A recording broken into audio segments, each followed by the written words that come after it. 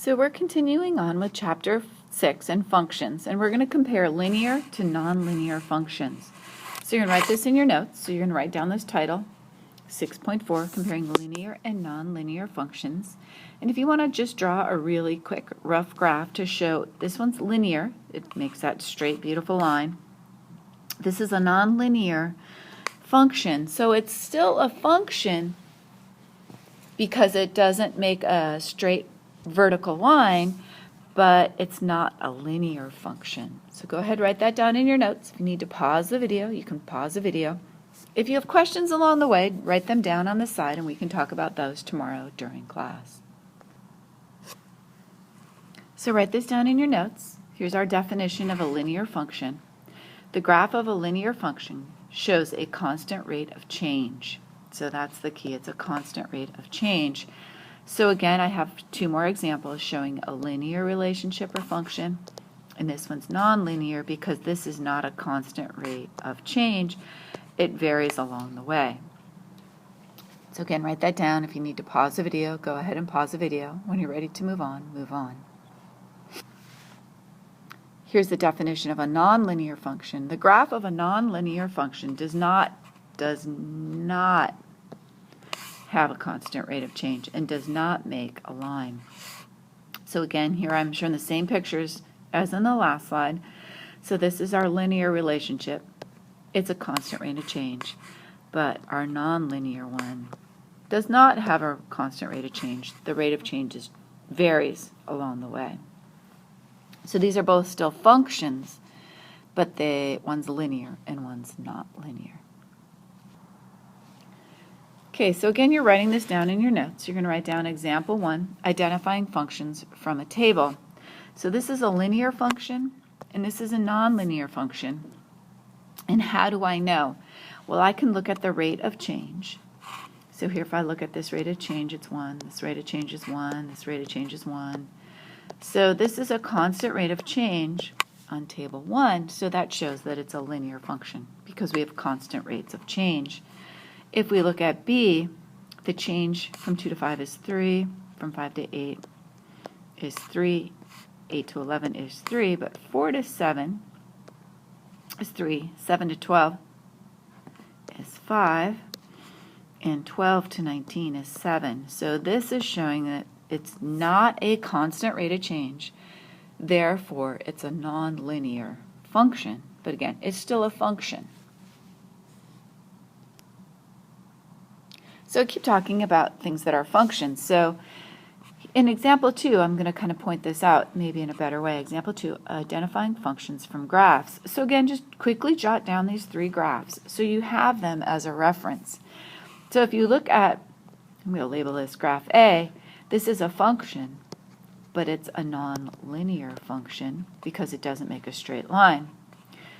Graph B is a linear function because it makes a straight line, although it is a horizontal line.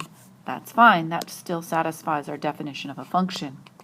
C, though, that does not satisfy our definition of a function, so this is not a function. So we can't even say if it's linear or not because it's not a function, because it does not pass our vertical line test. For each x, you're supposed to have, for each input, you're supposed to have a unique output, which this one does not have. Okay, so you're going to do some on your own. So you're going to draw the charts in your notebook and the graph, and you're going to identify just these as linear or nonlinear. These are all functions, but you're going to identify whether they're linear or not, and then you're going to put your answers into the text box on the right. But if I look in your notebook, I should see these charts, and I should see the work showing if it's linear or not linear. So when you're ready, write your answer into the text box on the right. If you need to pause the video, pause the video. If something doesn't make sense, still draw the picture and then put a question mark or somehow write down that you have a question on that, and we can go over that tomorrow during class. So this whole session is on identifying nonlinear functions. So we want to find out which of these in the bottom, A, B, C, or D, is a nonlinear function. So these are all functions. So y equals 9.4. So I could graph that out. So if I did a quick little graph and I made y 9.4, no matter what, y is 9.4. So that is a linear function. If I graph y equals pi x, I could graph that out. Remember, pi is just really 3.4. If I graphed that out, I might get something like this, because that is saying y equals mx.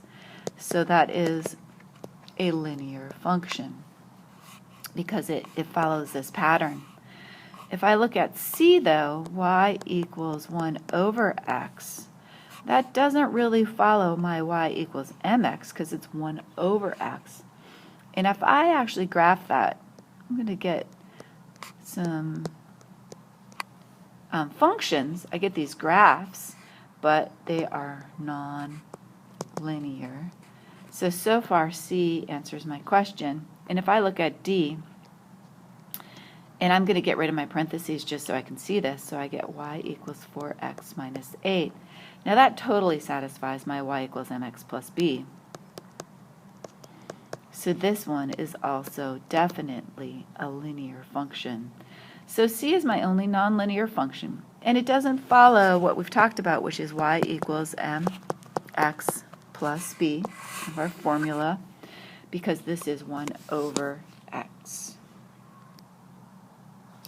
Okay, so you're going to do some more on your own, and you're going to write this in your notebook, and then you're going to explain in your notebook and in the text box to the right if these are linear or nonlinear, and you're going to tell me why.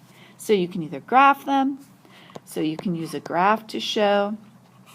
You can explain using y equals mx plus b for a linear equation, whichever way you want. So you need to decide, is each one of these linear or nonlinear? And again, if you have problems, you don't need to stress about it. Write down a note on this side. We're going to go over this tomorrow. I don't expect that you know it and you can do it until we go over it again tomorrow. So write down your notes.